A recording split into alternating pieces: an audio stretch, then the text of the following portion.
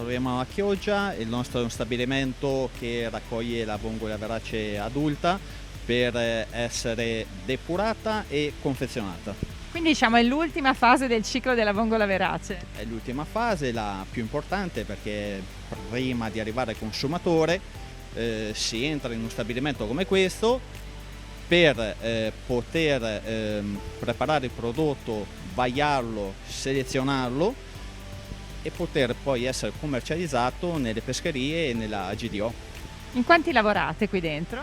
Noi siamo in circa 20 persone, divisi fra 5 amministrativi e 15 di operai cernitori. A che ora si inizia a lavorare?